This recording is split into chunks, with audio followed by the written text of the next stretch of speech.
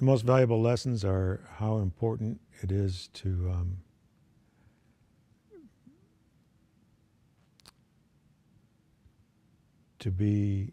carry yourself with a sense of dignity and ethics and humanity, because that's when people will let you into their lives and let you tell their stories.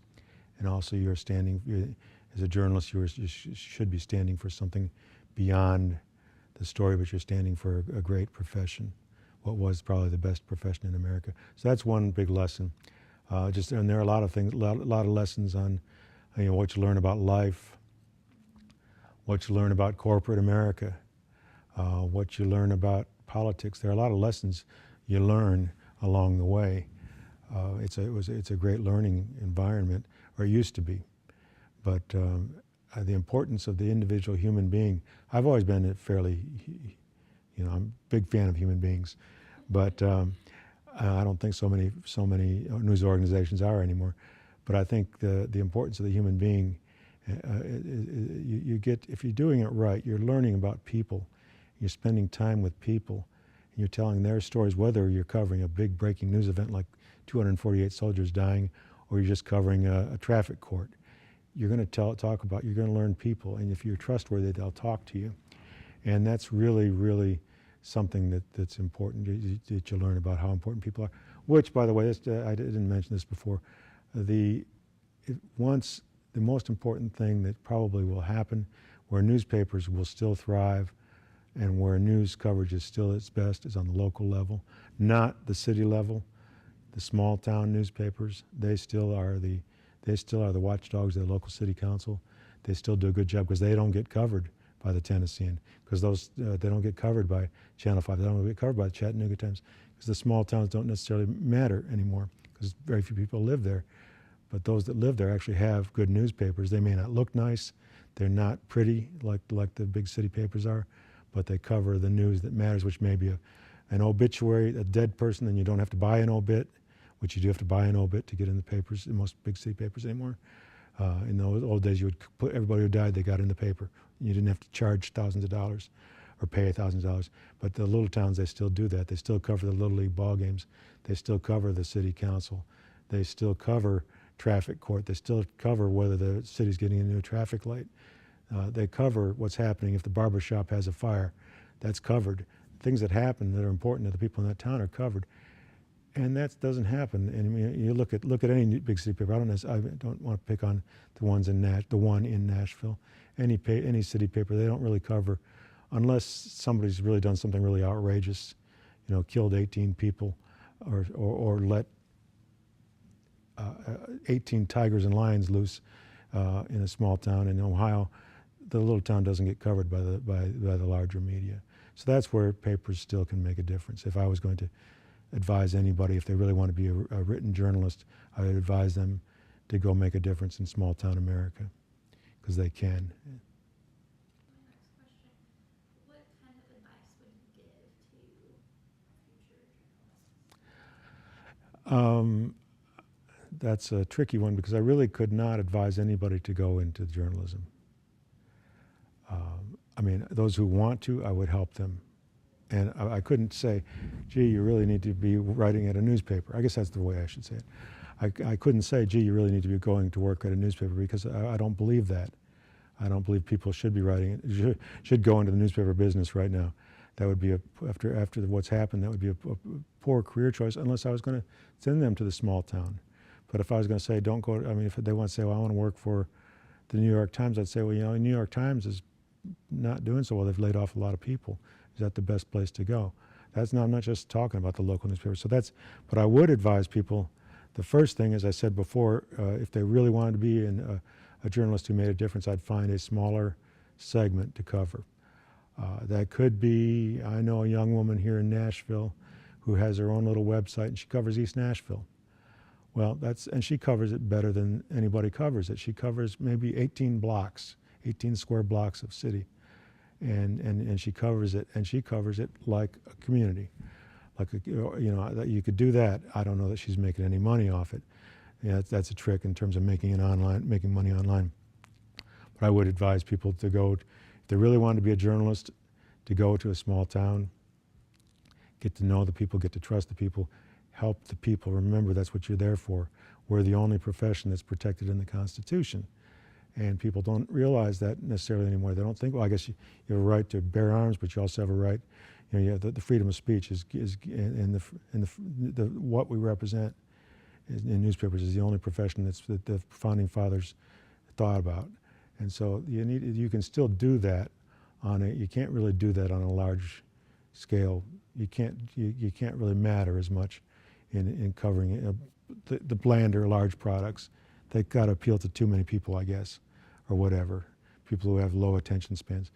But if you go to a small town and you can make a difference, I would do. If I was going to start over, I would have gone as far as I did, but at a certain point, I would have gone back to a small town. I saw this. I didn't see this coming soon enough. That's really where you can still make a difference. So that would be my first note of advice to persons: either go to a small town or find a good website that you can, or start your own website that you can appeal to a smaller segment, or go find a niche. Go find there are niches. There's religious journalism, which is a big field. I know you're looking that way, but that's a segment. There are all kinds of sports websites. I would go try to work for one of those. There are high school sports. You can cover high school sports for smaller things. That's what I would advise. There's still places out there where you can do it, but it'd be hard for me to recommend somebody seek it out as a full career. But I would hate to see somebody go into it. Eventually, you're going to get into management. And once you're in management, you kind of lost out the fun part of it. So anybody who goes into it, I would recommend they stay in the part where they're actually doing the work for a while. So, and also remember that the people are who you're talking to and talking about. So be nice to people. What do you feel like is either your greatest accomplishment or maybe your greatest contribution to the world of journalism, to society? That's nice. I'll tell you, I'm most proud of. I guess this is no, there are two things, but I'll say, I'm very proud of the young people who I've helped in journalism. That they still come to me. That even all these years, I was always liked. I started out as a young person in journalism myself, and I remembered how people, the ones who I liked, how they helped me, and so I tried to make sure. And I was almost always the guy who would volunteer to train young people. So I'm very proud that I have people all over the country, and even people at the big papers now.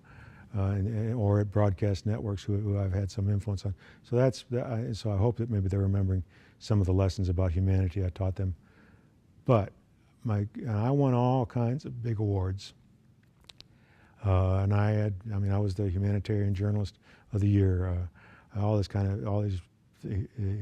was a Nashville or Tennessee award. But the best thing that ever happened in terms of an honor was one day. There's a gentleman, and he lived over on 10th Avenue South here in Nashville. And one day I was just looking for a column, which is what I did when I was working for the Banner. I'd drive around and look for people. I would just stop people on the street. Well, he was stopping traffic because there'd been a wreck on his street, and so I stopped. I just started talking to him. He's a big guy, big African-American gentleman. And the road was stopped. I was in no hurry to get back to the office. And so he said, well, why don't you come on up and sit on the porch with me and we'll just talk. And I said, well, that's what I like to do. So we sat down and we spent a couple hours. Really liked him a lot. His name was George. And I don't want to mention his last name because it's not that important, but his name was George. And so then I went to the Banner folded. I would stop. I would call him every once in a while. There are other people like this. This is just an illustration. But he was an older black guy. And like I said, he was a big guy, and he wore the bib overalls, and he had a great career. He was retired and all this stuff. And so one day, when I finally started in Tennessee and finally allowed me to start writing a column again, and this was years later. There'd been a window of maybe 6 years since I'd written a column. And so I decided I'd go back and see him. So I went and knocked on his door. And he was very, very thin. And he was very, very weak. And he didn't look very good. And he invited me into his house. He said, I was wondering what had happened to you. Well, so I sat that afternoon in his house, that late morning, whatever, early afternoon in his house. And his wife was there. And we just sat and we talked about everything. And in fact, they wanted a picture of my family, which by then I had two fairly small kids. And so I gave them a picture. So there's all these pictures of black people in their house, and then there's my pictures, family's pictures still there. So I went, but I was really worried about him, and he said, well, he was going to the doctor that day. So he's glad I stopped by. And so we talked, like I said, and we had a nice conversation. Well, he went that day, and I said, well, you make sure you let me know how it comes out. Well, I called. He didn't call me. I called him to see how things went. And he had pancreatic cancer, some very fast form of cancer that he hadn't, and that's why he was so thin, but he'd gone to the doctor before, and they told him, well, something was wrong. He's losing too much weight. So he went in for tests, and so he had a very fast moving form of cancer. So I stopped to see him a couple more times. It was sad. And then one day, his daughter calls me and says that, and I'm at the work at the Tennessean at that point. I'm in the middle of my morning, and she said, my dad wants to see you. And so I got in my car, and it was maybe 3 or 4 miles from the office, went to his house, and by this point, he was in a hospital bed in the living room. And he was obviously dying of this cancer. He couldn't move. And he reached toward me, and I held his hand. And I said, I love you. And he said, I love you. And he's softly.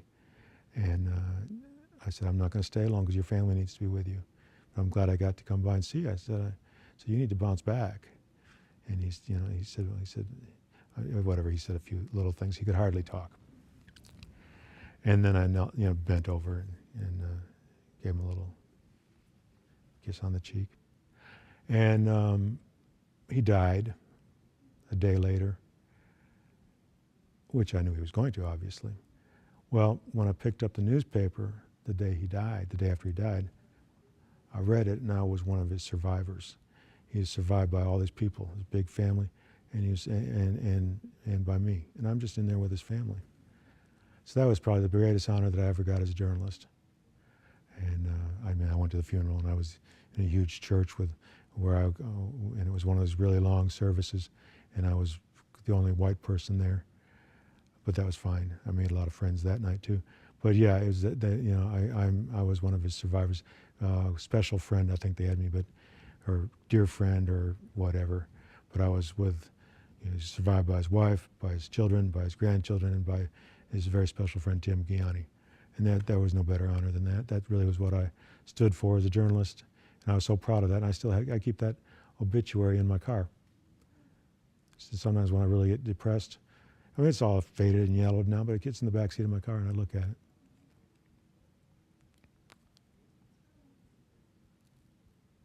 So I guess that's not a big accomplishment, but it is to me.